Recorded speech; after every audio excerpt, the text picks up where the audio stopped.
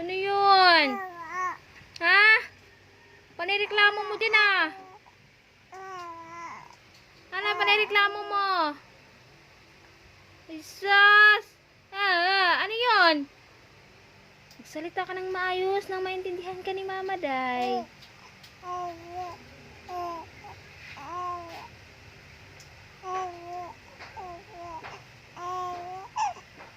Madaldal? Madaldal ikaw?